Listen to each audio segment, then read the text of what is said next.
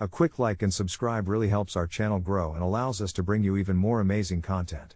Thank you for your support. When I started working as a psychiatrist in a remote Alaskan town, I thought I had encountered all sorts of strange cases. Jessup, the town's only healthcare facility, doubled as a mental health clinic. My next patient was the kind of mystery that only the anonymous whispers of a winter gale could foretell. His name, I can say for certain, wasn't John Smith, but official documents were scarce, and cryptic warnings from superiors about keeping confidentiality were paradoxically mixed with unnerving insistences on continued treatment.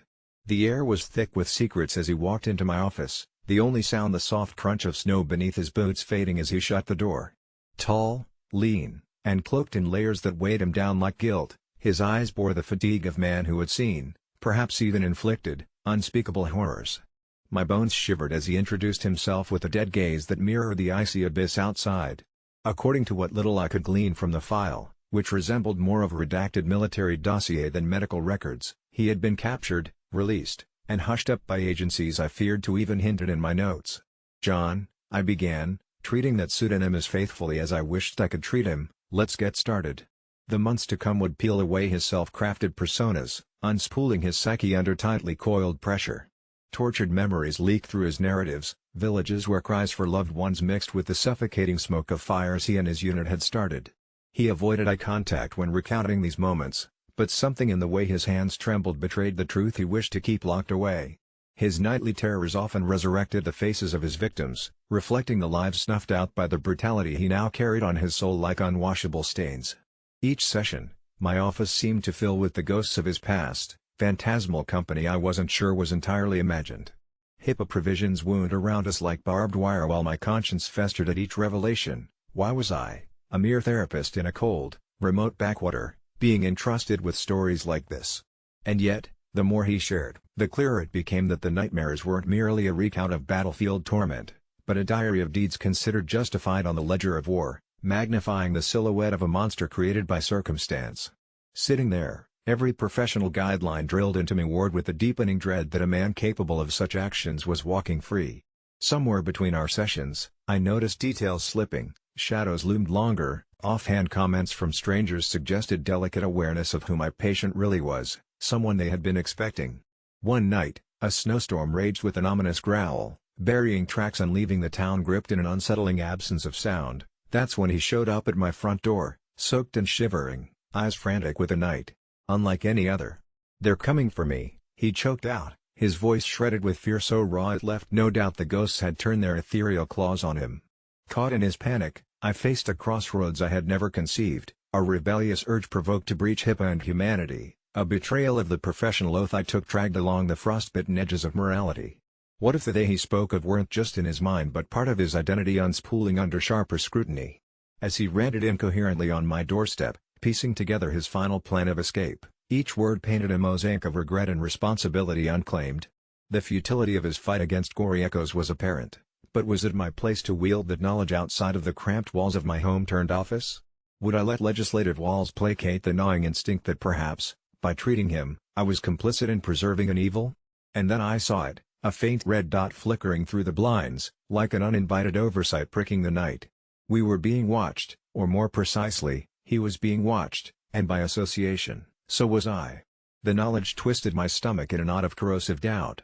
Driven to the brink of my professional integrity, I saw the truth clearer than ever, a truth that John Smith already sensed. This was the final hourglass fall. As agents, real or imaginary, closed in around us, desperation etched lines along his face while the realization aged me in the span of mere minutes. His plea for understanding resonated amidst the storm's howls, a requiem mixed with a need for salvation beyond penance.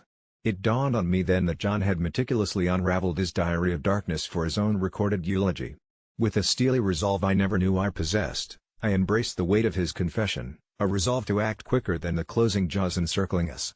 I grabbed the nearest phone, and against every regulation drilled into me, dialed the number that ensured John Smith wouldn't make the history books of future crimes.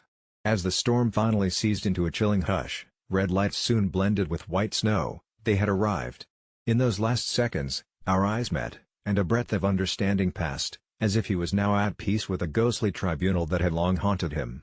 When they took him away, my heart still pounded with echoes of his legacy, compounding the fear of what I had done. I wondered if this would serve as justice for him, or mark the beginning of a darker abyss for me.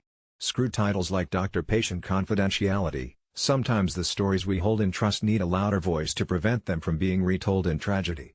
No medicine could cure the kind of monsters summoned by fractured memories. Sometimes all it takes is a chance at louder clarity. Growing up, the whispers of our family warned of a place lost to time, a dense, ancient forest bordering our property, shrouded in mist and mystery.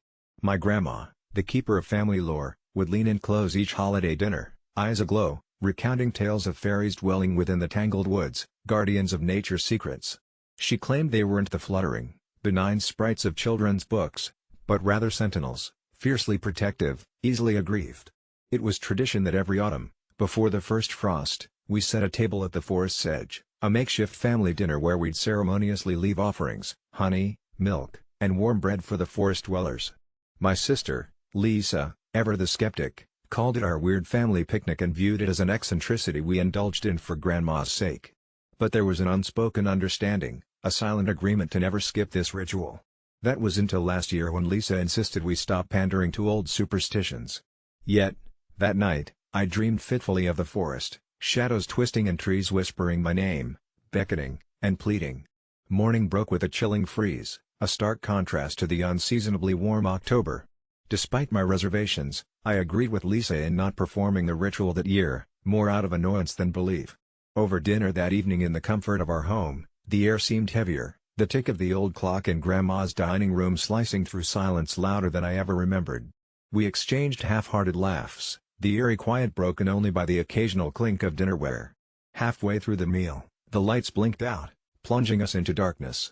It wasn't a simple power outage, it felt deliberate, like being swallowed by a void. Panic simmered just beneath the surface as I fumbled for my phone. When the dim glow of its screen pierced the gloom, I caught a glimpse of Grandma's face etched with an expression I would never forget, fear layered beneath a mask of resignation. Suddenly, the front door creaked open, no wind outside, just sheer unnatural force.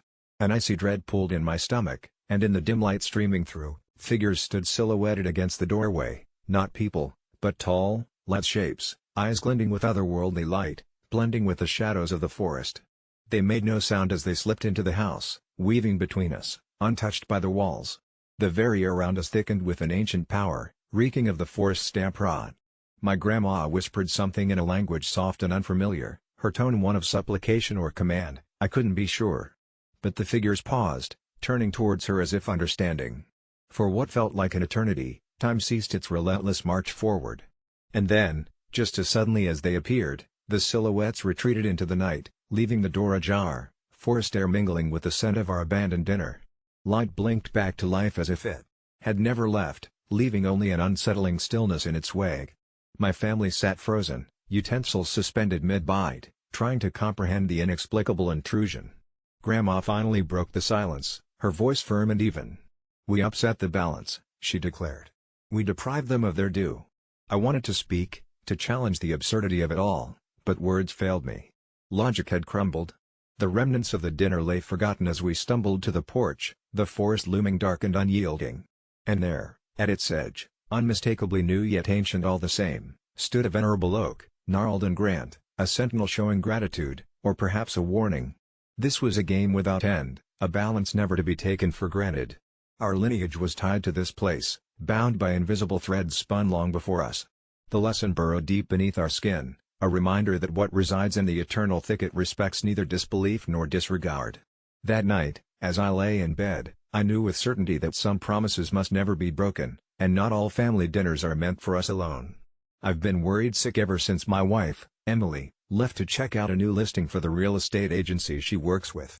When she hurried out the door that morning, I could sense her excitement. It was a historic, isolated mansion that had just come on the market, the kind of place with grand staircases and rumors of secret passageways. It was her dream gig, but something gnawed at me as she waved goodbye. That gnaw turned into dread when I didn't hear from her by evening. Calls went straight to voicemail, and texts remained unread. By the time the sunset turned into an eerie glow over the landscape, I knew I had to go check on her. Grabbing my keys, I headed out, trying to convince myself that she'd just lost track of time in the labyrinthine corridors of an old house. The drive felt interminable, the lonelier roads lined with dense trees closing in like claustrophobic walls. When I finally arrived, The bone-chilling wind and sound of the wrought iron gates creaking open set my heart thrumming in my chest. There it stood, an imposing structure looming out of the darkness, almost daring me to enter. The windows appeared like soulless eyes, staring down at me as if they knew something I didn't. A shiver coursed through me, it felt like the atmosphere itself was warning me to stay away. Inside, the air was cold and stale, as if the house had been holding its breath for years. I called out her name, my voice echoing against the high ceilings. No answer. I found her car in the driveway, yet everything inside the mansion was dark, silent. Floors creaked beneath my weight with each hesitant step, and with the fading daylight seeping through the window, I could barely make out the dusty furniture draped in sheets. Remnants of a life once vibrant and now forgotten. I checked my phone again, just in case, hoping for a signal that refused to cooperate. My heart pounded louder than my footsteps as I moved deeper into the house, calling her name again, the syllables swallowed by the shadowy walls. My imagination started playing tricks, shadows moving just beyond my vision, a distant murmur almost like whispers taunting me from behind shut doors. 10 minutes felt like hours as I explored room after room, each more unnerving than the last. And then, turning a corner, I stumbled into what seemed to be an ornate study, a fireplace looming and cold. There, on the dusty floor, lay her phone, screen cracked. The sight wrenched my gut, panic rising with each breath. Had she been in danger? As I pocketed the phone, I heard a noise. A muffled sob? I froze, listening, straining to determine its source. It led me to a narrow, almost hidden door, tucked behind a large bookshelf. Pushing it open, I found a small spiral staircase, descending into the earth like a helix into the abyss. Trembling, I descended, the air growing colder with each step. The sobbing grew louder, echoing up the spiral like a harrowing lament. At the base, there was a darkened room, damp and smelling of mildew. And there she was, Emily, hunched and shaking, her ankle caught in a rusted trap's iron teeth. Relief flooded through me, followed by horror at her condition. Quickly, I rushed to her side, tears in both our eyes as I comforted her and unlatched the old trap. Her whispered words were frenetic and jumbled, a tale of ghostly encounters, shadow figures that emerged from the walls as if the house itself were alive, rejecting her presence. She described how doors had closed on their own, and voices had coaxed her into this bitter undercroft where the trap had ensnared her in her panic. With her arm around my shoulder, we hurried up the stairs. Every sound in that house felt magnified, each creak a threat, each gust of wind a disembodied warning. Once outside, we dared not look back, the gravel crunching beneath our desperate footsteps as we returned to the car. Safe within the confines of the driver's seat, it dawned on me how close we had come to being consumed by whatever ancient menace lay coiled within those walls. Emily, still shivering, rested her head against the window, whispering she'd never set foot in an old house again. We've tried to forget about that day, but every so often, something reminds us, a chill when the wind blows just right, or the way shadows sometimes bend in a hallway, and we remember the house that didn't want us to leave. We never did find out who set the trap or if the ghosts were real, but it's enough to know that some places hold secrets better left unexplored. I never thought an ultrasound photo could spark so much chaos and uncover deeply buried secrets, but here I am, regretting the day I trusted family to keep their boundaries. It all started when I decided to visit my parents in their cozy suburban home for a weekend. I was a few months pregnant, and this was the first grandchild on its way, so I knew they'd be thrilled when I shared the news. Over tea and laughter, I handed them the ultrasound images, expecting happy tears and maybe some celebratory snacks. They were ecstatic, embracing me with pure joy in their eyes. It was one of those rare moments I felt close to them. However, I insisted on keeping the pregnancy news private for just a while longer, wanting to share it on my own terms. They agreed, insisting they'd respect our wishes, and I left that weekend with a heart full of optimism. 3 weeks later, as Christmas approached, I received a peculiar email from an aunt I barely spoke to, cluttered with emojis in typical her fashion, exclaiming how adorable the announcement was, and wondering why I hadn't told her personally. Baffled, I replied asking what she meant, and she soon sent back a picture that made my heart drop. It was an elaborately designed Christmas card with the ultrasound printed right on the front, adorned with a bright header that read, "A new family member arriving soon." Taking a deep breath to curb my growing fury, I tried calling my parents, but there was no answer. I spent the day mentally scripting various confrontations, ranging from calmly inquiring about it to outright accusations of betrayal. That night, I finally got through to them. My mom answered, and before I could accuse them of turning my announcement into a spectacle, she started crying. Between her sobs and my escalating anger, she managed to spill out words that weren't what I expected. We thought you should know. You're not our only child." Puzzled, I sat in silence as she continued, "The ultrasound, darling. It's." My dad chimed in through tears. "It's at Win. We didn't know how to tell you." The room spun around me. It was a joke, it had to be. Guess my act of denying reality wasn't going to save me here. Apparently, the photo they'd used for their card wasn't the same one I'd given them after all. Their grand announcement had accidentally unveiled a hidden chapter in our family history, one I never imagined existed. When I demanded answers, the full story unraveled messily. My mom and dad had become tangled in a decade-old biological conspiracy, fueled by foolishly desperate desires. They divulged how, long ago, during a challenging phase in their marriage, they participated in a rather secretive, ethically questionable fertility program which produced embryos that had been lost and forgotten, or so they thought. They'd signed away their rights under the guise of giving those creations a chance at life, buried it in their minds, thinking it was a decision they'd never confront. Until, apparently, the clinic tracked them down just as I was pregnant, distributing their old embryos for today's technology trends, anonymously seeking surrogates and donors who unknowingly bore related children. Somehow, one of these ultrasounds, the ultrasound they mistook for mine, was actually of something far more complex, the ghost of family ties in a womb unknown. I was a living biological sibling to unnamed other siblings who had been, through some bizarre consequence of scientific playing God, reborn elsewhere. As the horrific truth sank in, my trust in all family ties eroded. My parents explained how they assumed the photo they'd received was my own, foolishly enshrining their delusion in festive glory without even confirming. They, in the bubbling excitement of unaccustomed grandparenthood anticipation, sought to extend love to whatever form our family took, not realizing the minefield they were stepping into. Disturbed yet unable to fully digest this new reality, I ended the call, numbed by confusion. The ultrasound, supposedly of my child, haunted me, layered now with daunting implications. I felt my identity fragment, and questioned the very constructs of my existence, all because of a cheerful Christmas card that set off a horror sequence of parental transparency once thought unimaginable. Suddenly, every Christmas for me would carry not just the normal stresses of the holiday but the anchored weight of this revelation, a dark legacy interrupted not by joy, but by bizarre scientific intersections and unintended consequences. I lay there into the early hours, sleep evading me, the ghostly grainy images of ultrasound swirling in my mind, signifying more than I had prepared for, dreading the new responsibilities of piecing together this shattered illusion of familial understanding. As I sit here, weeks later, clutching the real ultrasound of my very real and singular pregnancy, I question, am I the asshole for feeling betrayed, furious over something they couldn't have predicted, or for wanting to claw back the autonomy stolen from this deeply personal moment? Am I the monster for avoiding them, for seeking solace in solitude to reconcile the anxieties of kinship and science gone wrong? The Christmas card, that damned harbinger of truths I never saw, still languishes on my desk, a morbid memento I can't bear to look at, yet can't seem to dispose of. Our family is irrevocably altered, trapped in a web woven from genetic threads and holiday cheer, its legacy and echo I fear will ominously pulsate long past the season's end, lingering much like its repercussions in our bloodline's eternity.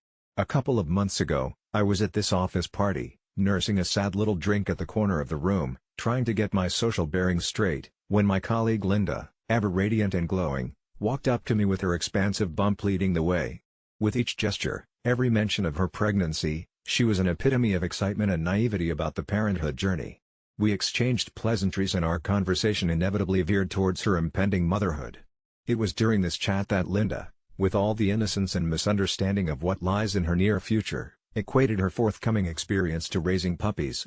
She laughed it off, said something along the lines of how chasing her puppy around the house had provided all the training she would need. Her enthusiasm was so contagious and so very blind to what lay ahead. The party continued, the night stretched on, and I swallowed down the instinctive urge to warn her.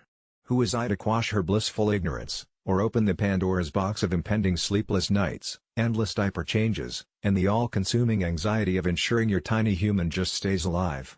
A dark thought flashed, that curious intersections of feelings, was it mine to say that raising a baby was far more than any sleepless nights guarding puppies through a bout of worms?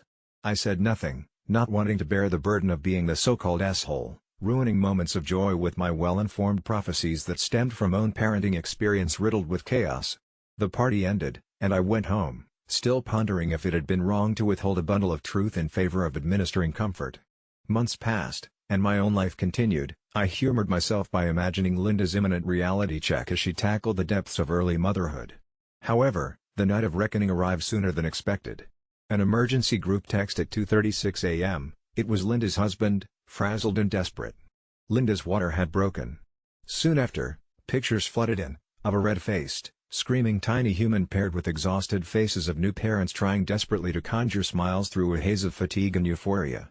Days blurred into weeks, and snippets of Linda's new life made their way into the office, the barely filtered anecdotes of newborn pandemonium. Colleagues fawned over the baby photos, still on the other side of the sepia-filtered glass of actuality. But then, as if an unseen seal broke, Linda became a torrent of confessions in hushed tones at the break room coffee pot, narratives unraveling about how unprepared she was, how no amount of puppy chasing prepared her for this engrossing ordeal of restlessness. A slow, creeping spiral of reality gripped her tails, insomniac nights waxing, puppy-like obligations falling apart under the true pressure of nurturing life. Her face became a canvas of sleepless nights, eyes darting, seeking understanding, or maybe forgiveness for apparent assumptions made under party lights. There I was, standing at the fringes with "I told you so" marinating on my tongue, a bitter truth I'd sugar-coated with reserved politeness. The moment arrived when she passed me in the corridor, on the brink of breaking, her smile a quiver delusion. Was it time? Would I be the asshole if I brought up my internal musings, that dim credential of knowledge I'd hoarded? I sat frozen, pondering if it was my chance to finally speak or remain the silent conscience of this real-time consequence. But that question gnawed, the ever-present tickling itch that lingered.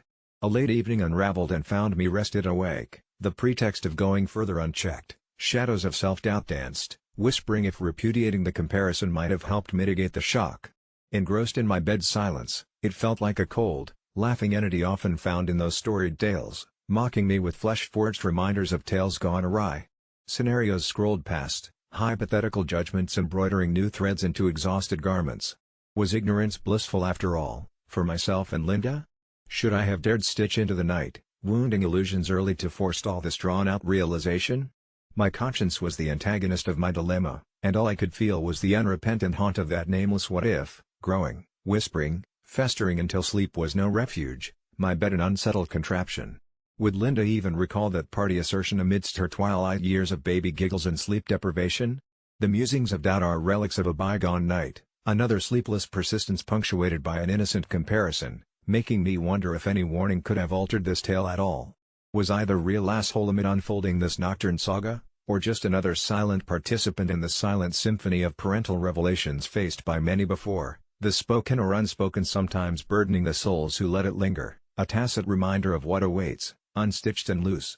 Within the woven strings of experience that we never dared speak of, persisted our truths. I knew them like uneasy lullabies coaxed in echoes of long-gone years, little comfort for those who trotted, blind as Simba's first steps under Mufasa's watchful eyes. And as the chorus of children's waking echoed through the whispers of time, I, the self-doubt-sheathed guardian, allowed myself one final ponderance, a lone candle against the tempest. Am I the asshole? And to what became of those dormant truths, routed through sleepless echoes? I never intended to let anyone know about this, fearing ridicule, isolation, or worse, that someone might actually believe me and the implications of that belief. Yet here I am, confessing to the anonymous ether of the internet. This is the safest place I can think of for bearing my truth. I genuinely think people can read my mind. It began a few months ago when I noticed subtle shifts in my interactions with people around me. You know that feeling you get when you're being watched, the prickling awareness that someone's gaze is pressing on your skin? Imagine that, but it's not just your skin, it's your thoughts laid bare like pages of an open book. It started small. I'd think of my morning's missing keys, and my roommate would nonchalantly mention where I'd last had them, without me uttering a word. Coincidental, I told myself. But then, at work, I'd draft imaginary conversations, preparing for meetings that hadn't yet been announced, and by afternoon, those very subjects would be brought up as if my colleagues had been privy to the silent rehearsals in my head. One day, midway through an unspoken criticism of my boss's questionable attire, her face flushed, a rare hint of vulnerability, and she glanced at me, just a nanosecond too long, before nervously adjusting her collar. My heart hammered as I began tallying these instances, realizing they were far too frequent to dismiss as mere chance. A chilling realization set in that no environment was safe, My thoughts were dissected and broadcast like a radio signal everyone could tune into. I began testing it intentionally, projecting bizarre and harmless musings towards strangers, like silently screaming the word elephant in a crowded elevator, only for someone to mutter about a safari tour they once took. In another instance, standing behind a couple at a cafe, I fixated on the notion of meteorites, only for them to start a random conversation about outer space. These coincidences piled up into a tower of unsettling evidence. Panic ensued as the phenomenon grew more intrusive. People not only mirrored my thoughts but reacted to them, sometimes violently. One evening, thinking disdainfully about how my neighbor always left their garbage bags along the hallway, I was shocked to see them storm upstairs and shove those same bags into my apartment with furious mutterings about entitled people who act like they can think whatever they want about others. Sleep became a frenzied minefield of restless thoughts bleeding into nightmares where I was hunted, not for crimes committed, but for thoughts unguarded. My once sacred solitude devolved into a fearsome solitude. I tried reaching out to others, testing those I thought close to me to see if anyone would outright acknowledge this nightmare, this thing shared through our unguarded, voiceless dialogues. But attempts to deliberately clear my mind only left me blank as a canvas, for others to picture what they wanted from me. A sinister control fluttered into play, a marionette string subtly tightening. In a grotesque mockery of communication, I'd sense others prodding around in my mind, calmly breaching the vault of what should have been private, nodding in apparent satisfaction as they found and took what was needed for them. I became afraid to think anything, knowing that thinking wasn't mine anymore, forever leashed to a chorus of silent observers. Can you imagine the pure dread of trying to hold secrets so dearly, trying to remember that they too would be found whenever deemed necessary? The silent suggestions lunged through my mind, leaving home, changing names, burying myself in some corner of the world until years blurred by, realizing that thought, too, wasn't just mine. Desperation clawed at my sanity as even the consideration of escape bled through to all too curious minds. People can read my mind, this I know with a certainty that burns and freezes. Please, to any reader who comes across this, who swears this is mere fiction, spare your judgment until you've felt that cold and invasive knowing that you are no longer alone with yourself, not even in the hollows of your cranium. Every laugh that feels too knowing, every shift of an eye, is magnified into evidence that we aren't meant to be solitary creatures. They already know, they will always know, and who hears this confession may someday realize that their safekeeping of thoughts is only an illusion, as flimsy as the trust I had in those around me before the world tilted into this bleak, thought-sharing abyss. Reducing my life to a performance that wasn't asked for, where every critic and confidant remains unseen, touching my deepest fears with the intimacy only thoughts can fathom. I don't know if this is happening to others, if there's a silent epidemic of minds laid bare, judged openly but shadowed by community silence.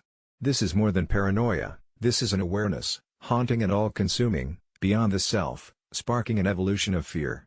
My thoughts are no longer mine, and what terrifies me is the thought that neither are yours. When I was 10, the summer stretched out like an endless horizon, promising adventure with the dust of childhood haste on roads where cars seldom passed. My parents decided to spend a week at my grandmother's house, a sagging relic of the past perched at the fringe of an expansive woodland that whispered secrets in the creaking of its trees. With no neighborhood kids around, I explored those woods, my curiosity insatiable, until my feet felt like roots digging into the earth. One sticky, humid afternoon, I stumbled upon what the kids at school would later describe as a trail of terror, though at the time, it was just a series of strange symbols etched into ancient oaks and the ground itself. They called it the witch's tether, a hidden path supposedly cursed by the woman they said had disappeared into those woods centuries ago. To my naive eyes, it was just a thrilling discovery promising a story I'd flaunt come school. Ignoring the nagging whispers that chill in the summer air, I followed the path further than I should have.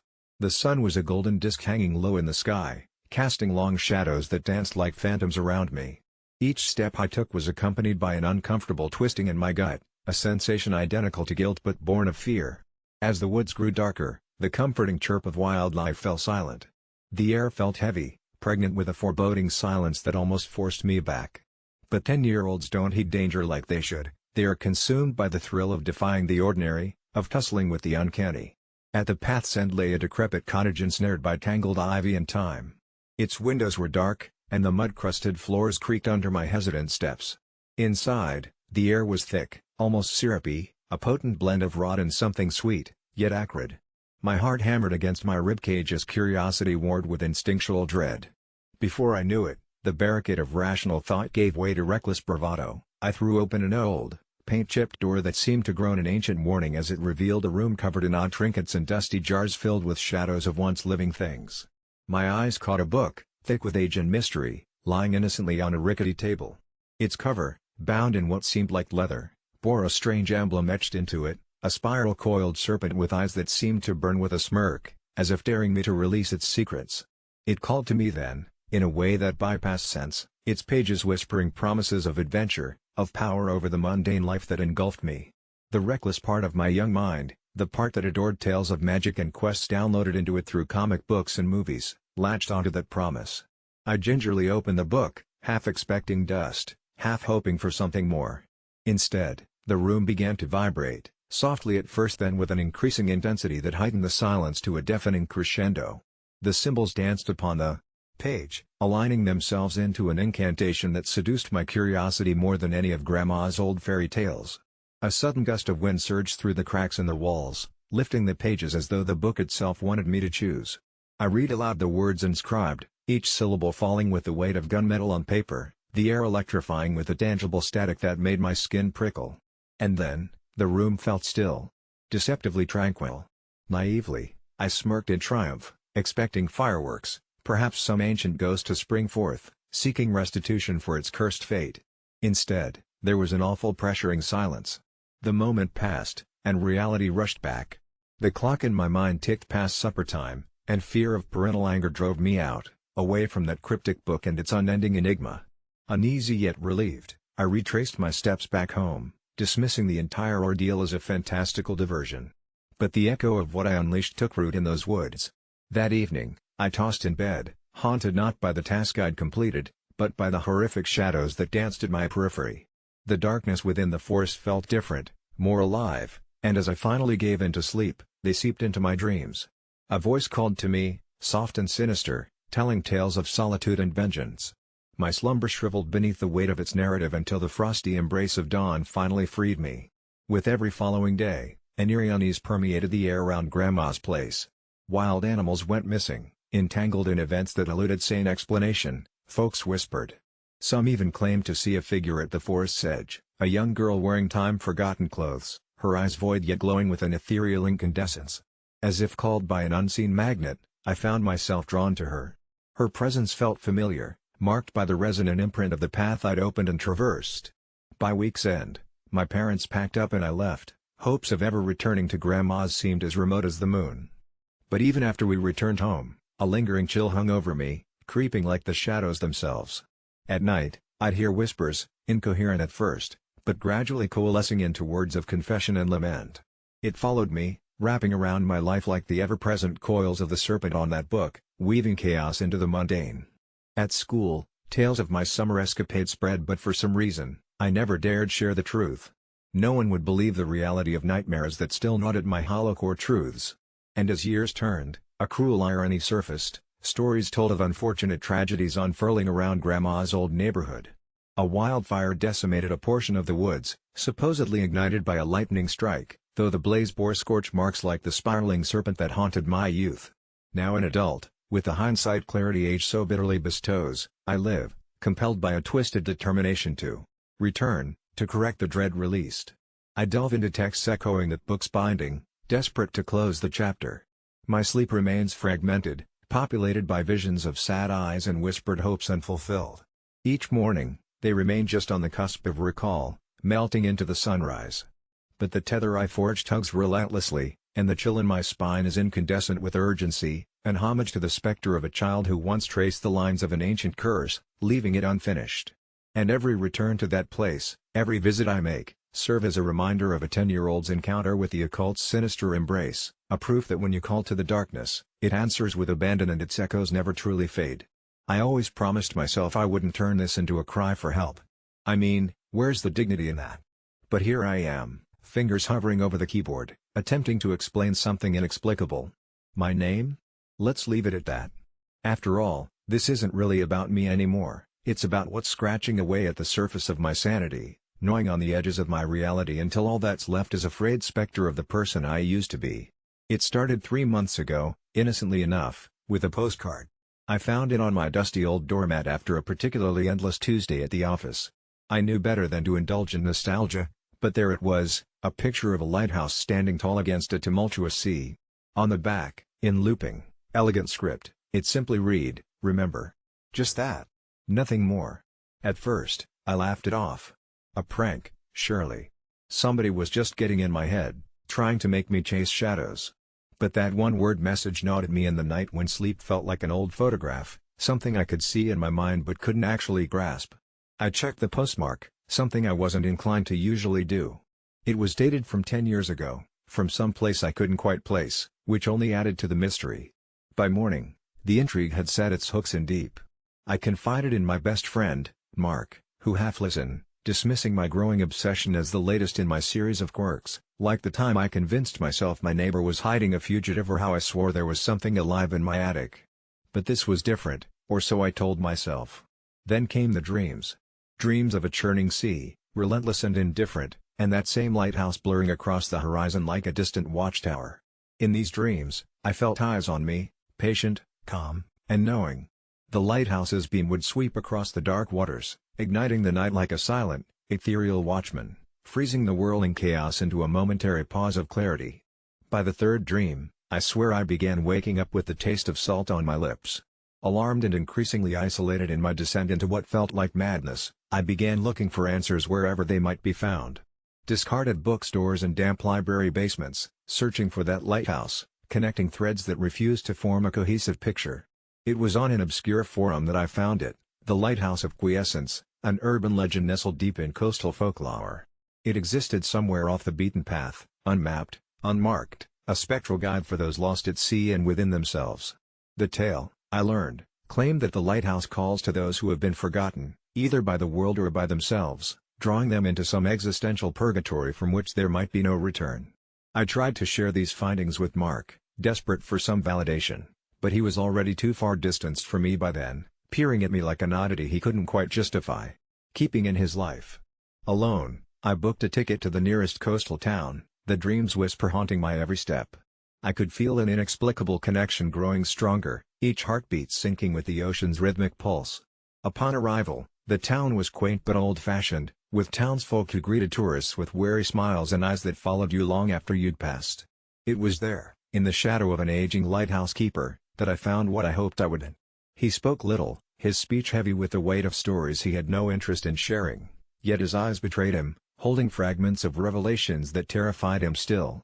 I managed to ask about the Lighthouse of Quiescence, and through a crooked smirk, he simply nodded before slipping back into the misty afternoons, leaving me with only the ocean's ceaseless roar for company.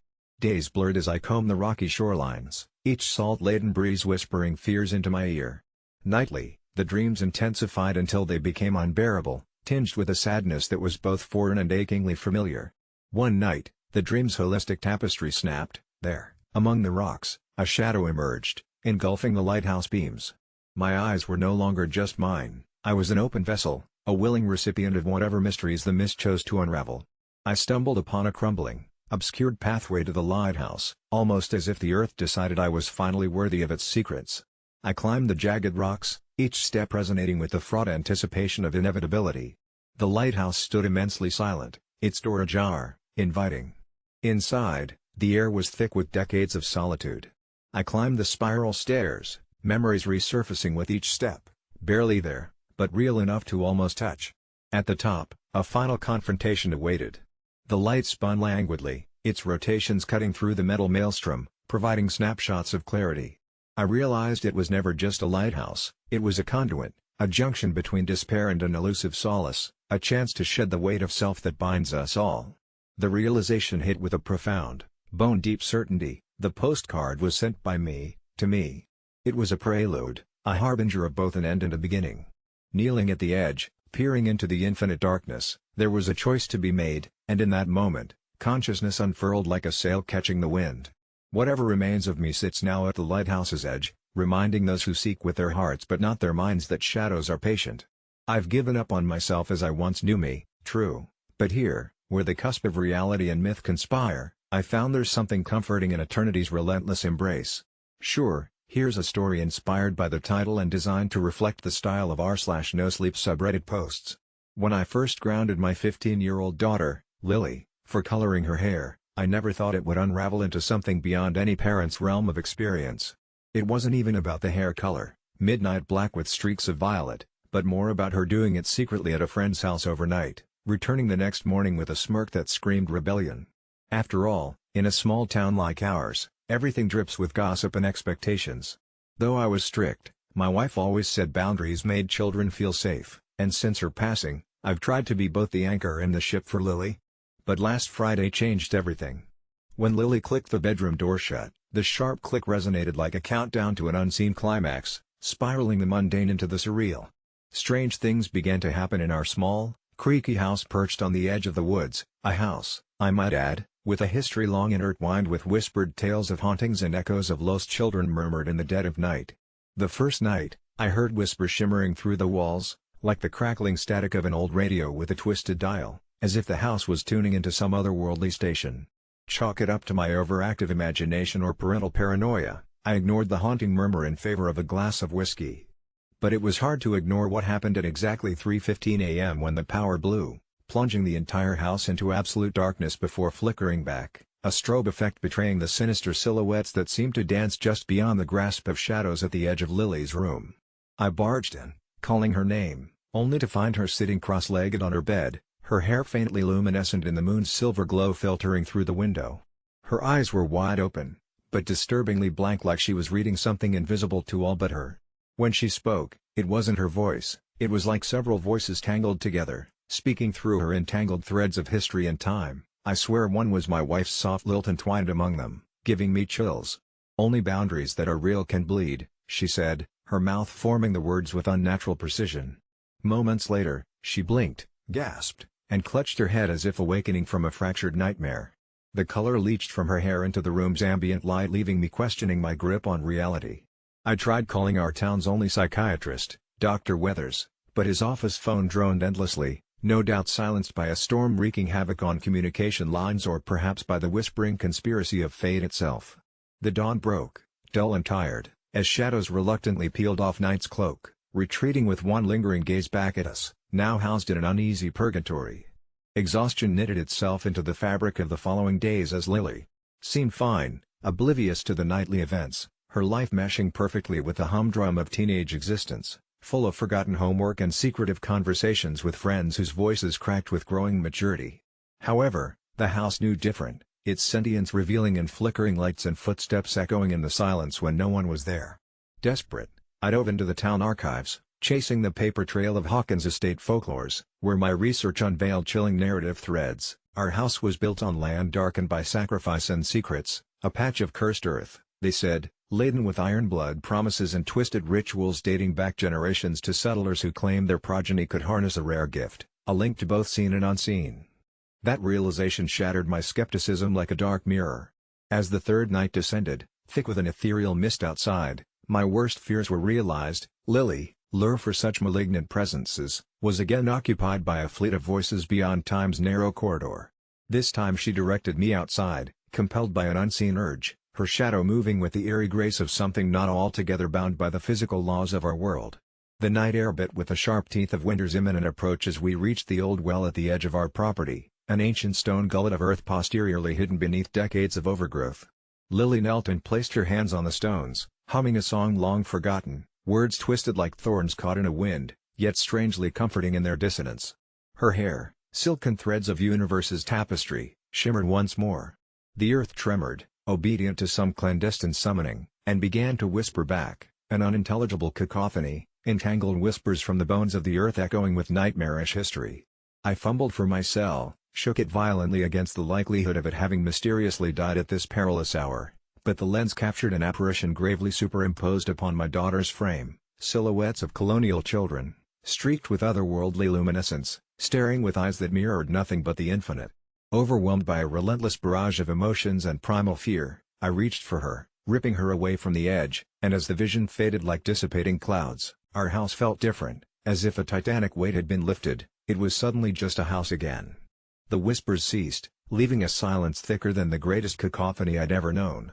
In time, Lily sobered from her trans-dimensional reverie, her hair finally dimming to a deep brown chestnut, a grandeur locked away perhaps for future unearthing, a family Pandora's box now closed and hidden forever.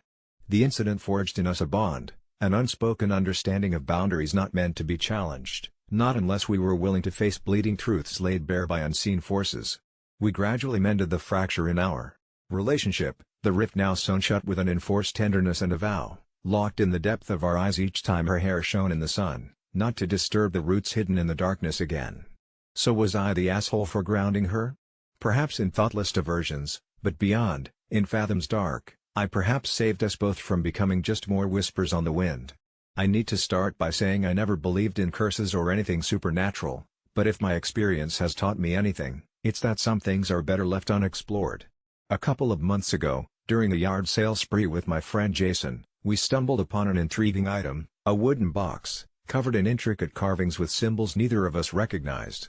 The old man selling it claimed it was a Dybbuk box, and laughed off our questions, saying it was for curious minds. Jason challenged me to buy it as a joke, but I decided to take the plunge. I wish I hadn't. When I got home, the air inside my apartment felt heavier, but I brushed it off as fatigue. That evening, out of sheer boredom, I decided to open the box. Inside, I found strange trinkets, a rusty key, a lock of hair, and a small parchment paper with Hebrew writing. I'm not sure what compelled me to, but I whispered the words written on the parchment out loud. That's when everything started going downhill. The first sign was mild, a series of terrible nightmares, ones where I was running through endless corridors as unseen entities laughed in the shadows. I shrugged them off as a product of stress until I heard my mom had a freak accident the next day. She slipped down the stairs and ended up with a severe head injury. I tried to rationalize it, yet my gut twisted with an odd sense of dread. It was just the beginning. The following week, my sister's fiancé was struck by a car. The tragedy seemed unwarranted, as he was always so careful. My family was starting to fray at the edges, snapping at each other out of grief and despair. I couldn't push aside the connection between the box and these horrors. Jason scoffed at my concern, telling me I was going insane, until a raging fire broke out in his apartment from a mysterious electrical fault. He's now in a hospital with second-degree burns. My heart sank deeper into an abyss of guilt with each devastating phone call. My paranoia escalated when I heard whispers in my own apartment, wordless at first, but soon I began discerning voices calling my name. I barricaded the box in the attic, but the sinister energy seeped into every crevice of my life. Searching for answers, I dove into cryptic forums and old texts, desperate for a solution. One late night, I came across a post by a rabbi who spoke of the risks of opening a Dybbuk box, warning of malevolent entities that cling to the living, feasting on their suffering. Hemmed in by despair, I finally reached out to him. During our call, he instructed me on how to cleanse the box. I needed a mix of salt and sage and had to recite a protective incantation. In a frenzy, I assembled the materials. When I was ready, I climbed to the attic, each step echoing with a foreboding hum. The air was thick with something that felt alive, watching. My spine tingled as I began the incantation.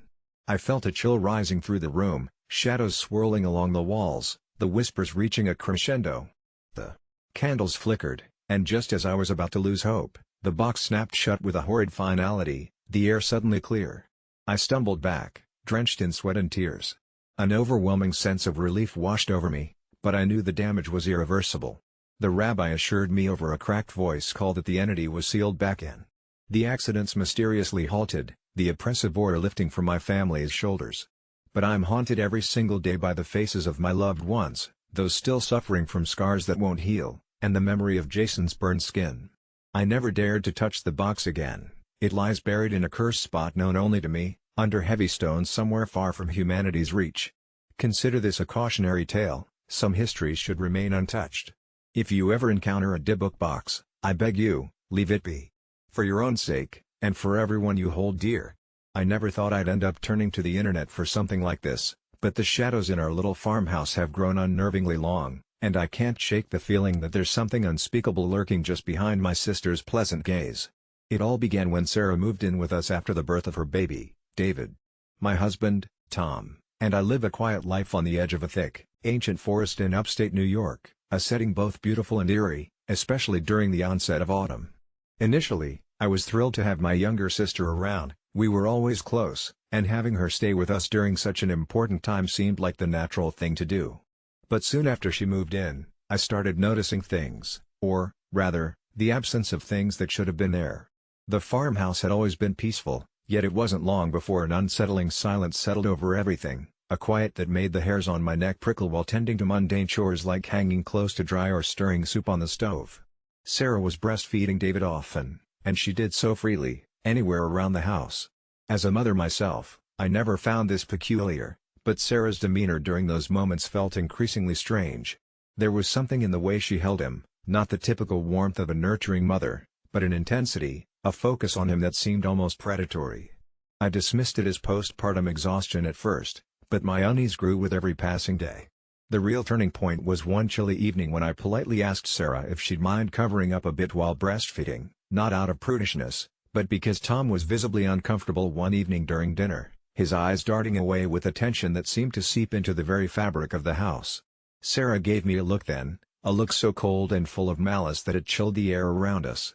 She didn't say anything at first, just smiled, a thin, tight-lipped smile that made my stomach twist. "You wouldn't understand," she said softly, more to David than to me, as if the baby held some ancient wisdom that eluded the rest of us.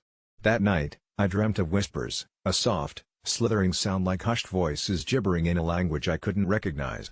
I awoke in a cold sweat, the shadows of the room pooling malevolently around the bed. I couldn't shake the sensation of being watched. The feeling lingered the next day, and the growing tension between us was palpable. Things began disappearing around the house, small things at first, like paperweights or keys. Then, more disturbing ones, such as the crucifix above our bed and the old clock pendulum we inherited from Tom's grandmother. The missing items inexplicably faded from memory, and I couldn't figure out why I felt relieved every time one vanished. The forest, normally a comforting embrace of deciduous giants, now loomed like a writhing entity pressing against our windows, its presence invasive and overbearing. I took to closing the curtains, shutting out the sight of the gnarled trees reaching toward us like cursed fingers. Meanwhile, Sarah never left the house, her attention devoted entirely to David, who cooed and giggled in a language of his own that seemed to resonate with the murmurs from my dreams. I grew desperate, confiding in Tom, who insisted it was merely postpartum stress affecting us all. I wanted to believe him, but thought I saw a flicker of doubt in his eyes. That horrific suspicion was confirmed one bone-chilling night. Woken by what sounded like soft singing, I slipped silently downstairs, the floorboards creaking beneath my cautious steps. I followed the airy melody to the living room and froze. Moonlight slashed through the window, illuminating a tableau that should have been ordinary but was instead terribly wrong.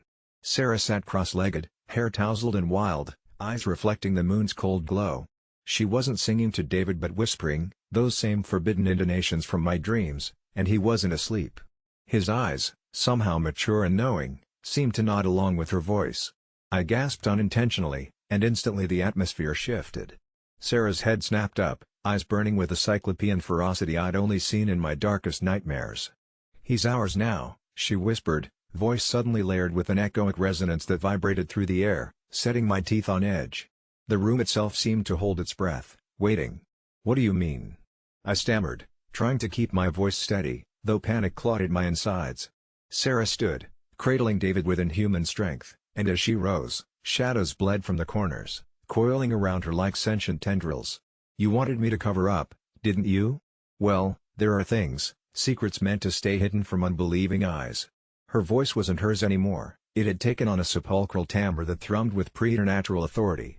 I backed away instinctively, my heart racing, every primal sense screaming to flee. But something heavy anchored my feet to the floor, compelling me to listen, to understand. Before I could blink, Sarah whispered an elegiac phrase that burrowed deep into my psyche, and I collapsed, consciousness slipping away like a receding tide. I awoke to Tom shaking me, daylight flooding the room, erasing the oppressive night and its encroaching dread. "It was a dream," he insisted as he led me upstairs, his arm wrapped protectively around me. Yet, his eyes remained clouded with doubt. Sarah and David were gone when I awoke that afternoon, without a trace left behind except for the memory that gnawed at my sanity like a rabid beast. I scourged the house and the nearby woods for hints of my sister and nephew, but all I found were the missing objects, returned to their places, none the worse for wear. Despite my insistence, Tom refused to accept what I saw. But I know, deep in my bones, that the forest watches, waiting for me to see again what I've mindlessly begged to forget. And now I remember why I turned to Reddit, as some part of me prays that collective eyes can confront the truth those wild woods have already claimed from me. As for Sarah and David, I fear they are beyond our reach, swathed forever in those murmurings that promise only hidden visions and infinite dread.